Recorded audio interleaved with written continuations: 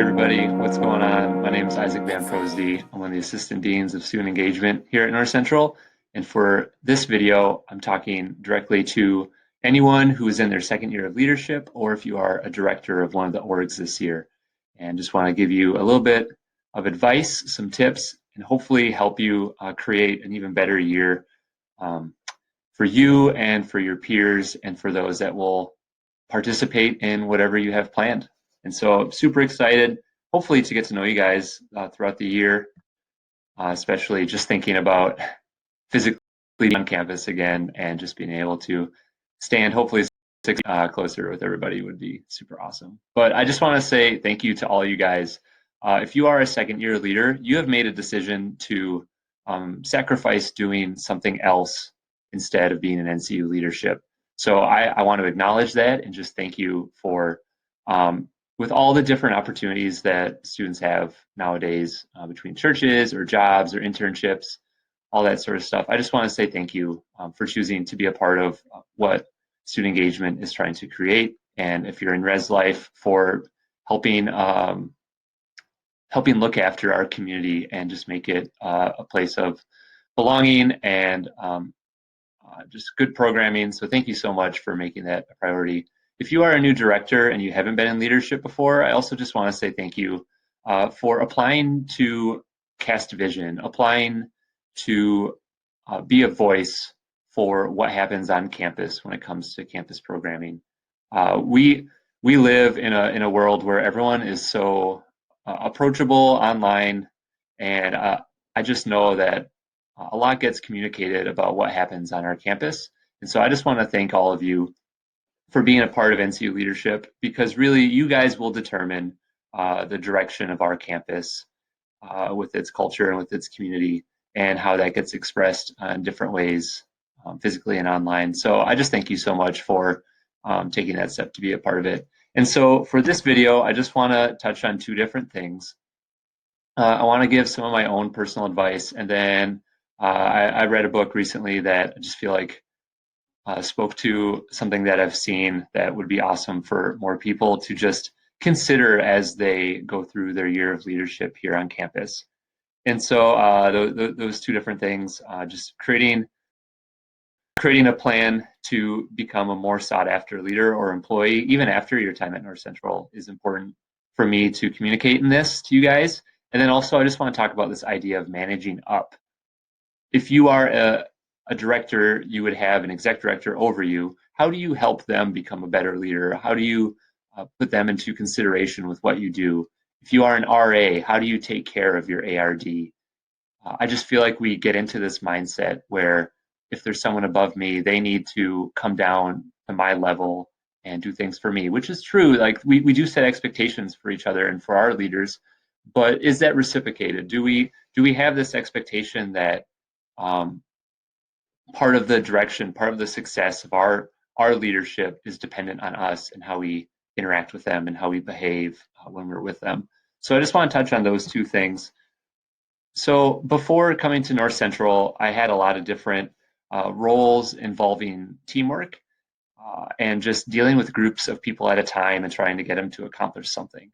And one of my favorite past experiences was working in retail at a larger store, working in the front end and managing a team of, I'd say it changes all the time, but about 80 team members, and just checking in with them, getting them to meet our metrics as a store. And it was really challenging, but I started noticing that my expectations of my team members were quite simple, actually. I didn't have all these different realms that they needed to be awesome in. It really just came down to three things. And I feel like this is true for any situation. It's true as a parent, it's true as a teacher, it's true as a marketing director, it's true in a lot of different ways.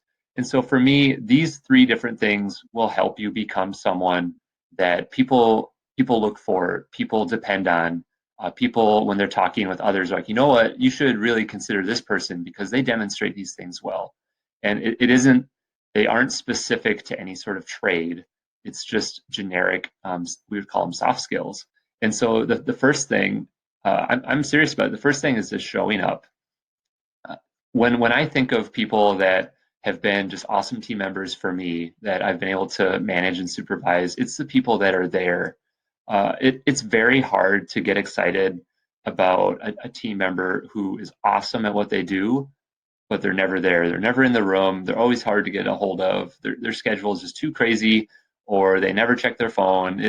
It showing up to me is first for a good reason, because nothing else matters if you're not someone that will just be there. Even in like internet world, you still have to show up to Zoom calls. You still have to be present digitally. So that's just the first thing. The second thing is, so if someone shows up, awesome, you've passed my first test. What I look for next in people is if they have a positive and teachable attitude. That really tells me a lot about what this person's going to look like 2, 3 months from now. If the person on my team has a positive attitude and operates under this mentality that like there's room for me to be wrong. I'm not the expert in everything. That speaks to me that okay, it's very hard to teach someone who isn't open to being taught. And so if someone demonstrates that they're teachable, it tells me as a leader, okay, it's worth the time to invest in this person because they're listening. Because it's very hard as a manager, as a leader of a team, as an RA on your floor dealing with residents. It's very hard to stay enthusiastic and passionate about reaching out to people if their attitude isn't teachable, if they don't demonstrate any room to grow. So that's something that will set you ahead. And I know I share I share this in the context of you surveying your team, but this is helpful for you as a leader even after you graduate. When you show up for that first job interview, what type of attitude are you displaying to those that are making assumptions and observations about you? And I just feel like that's really important. The third thing to me is just how does this person deal with the fact that they represent a group? So for me, I have a wife and 2 kids, soon to have another in June. And for me, like when I'm interacting with my friends, when I'm interacting with my boss, people at my church, am I representing my family well? Because when people hear my last name and they find out someone else has my last name, they will make mental connections of some sort. I would like to think that they view me as an individual, but you know that in every culture, names carry weight.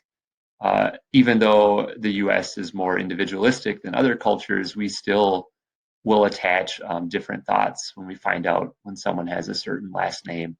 So that's one context. Another context is I work at North Central. So when I'm when I'm outside of the North Central bubble in any way, like getting groceries, I'm at the gas station, at church, like when people find that out about me, I'm also telling them information about the types of people that are at North Central.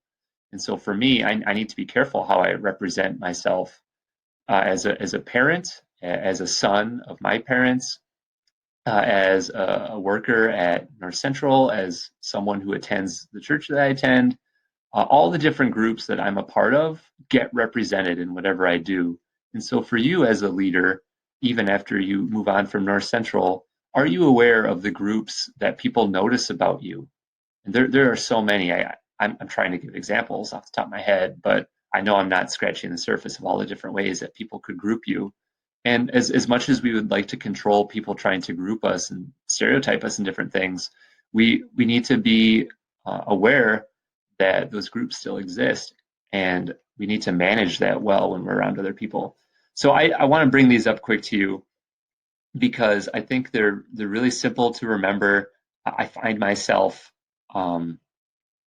relying on these a lot when I look at potentials for my own teams, potentials to like refer and recommend to friends and coworkers that are looking for other people to join their teams.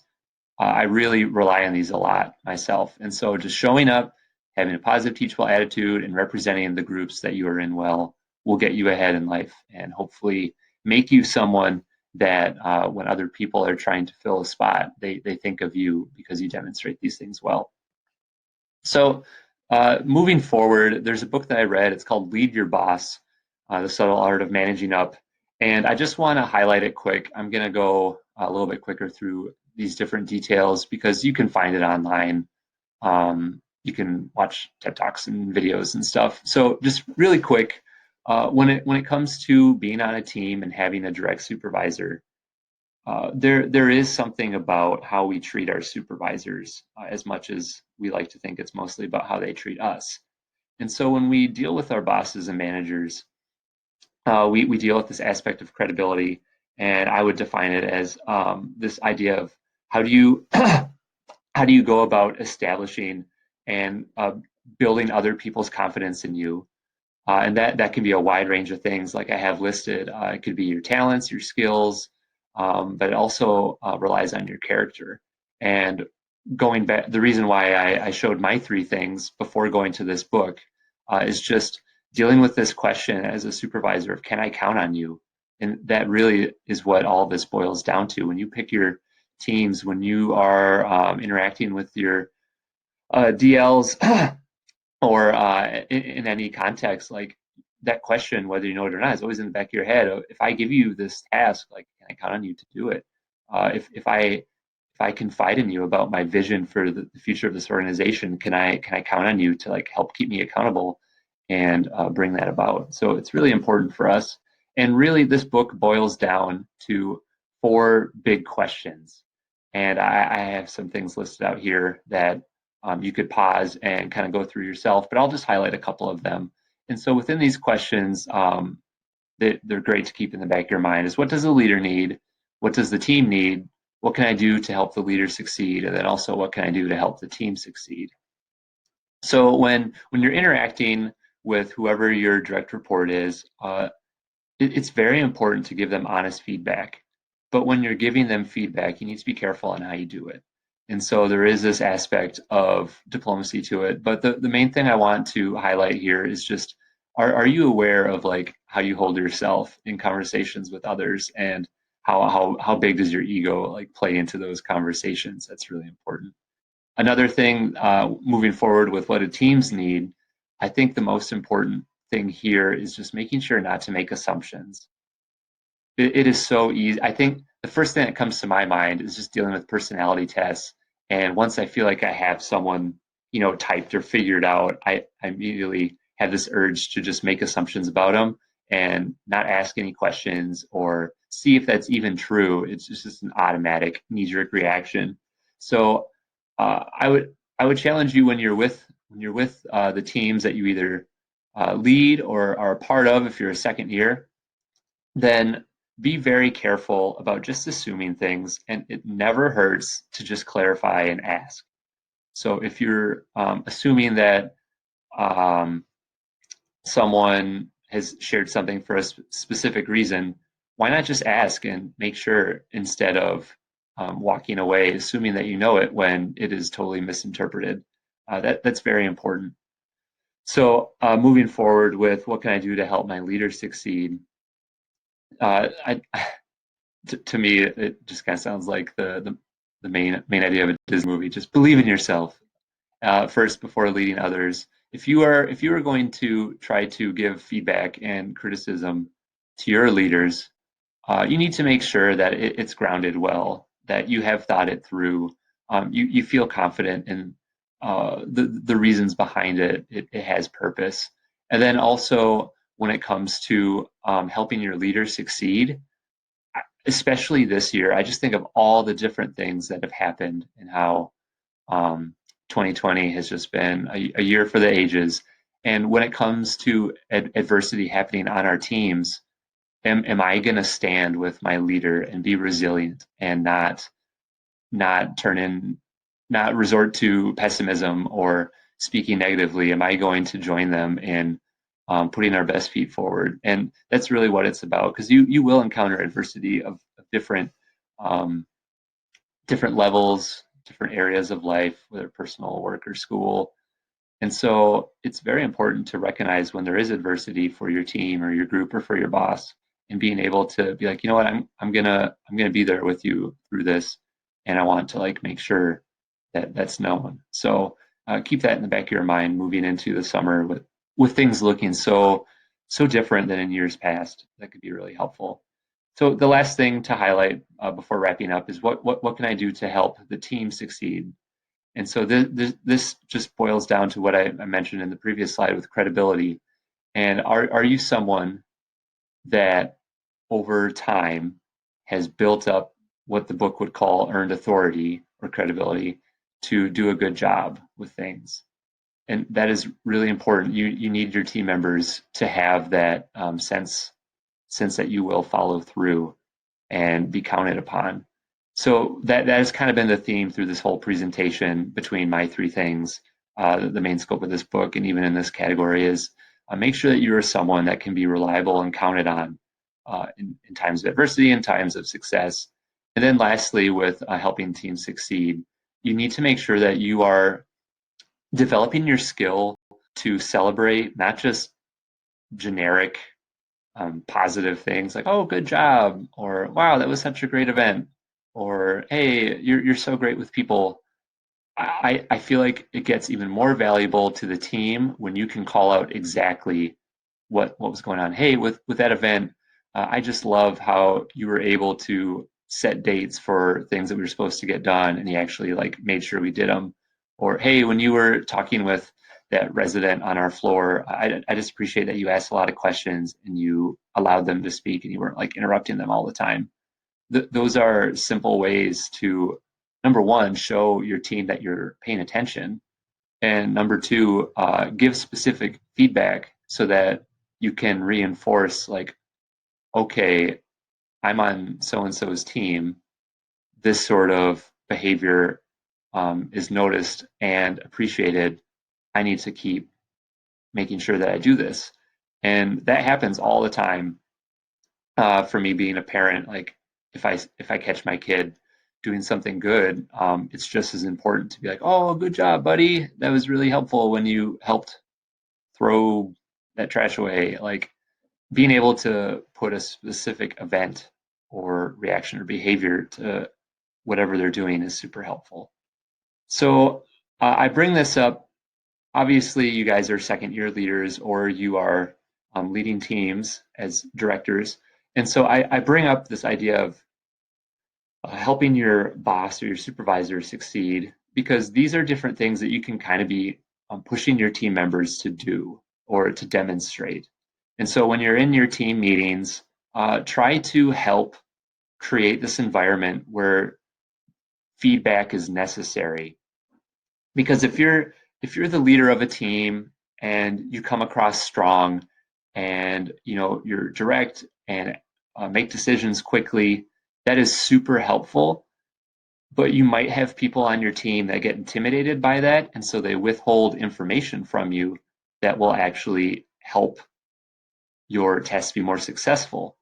And so what we need to do is we need to create this environment where like, hey, I appreciate feedback if it is meant to fix the problem and not just bash another person or something like that.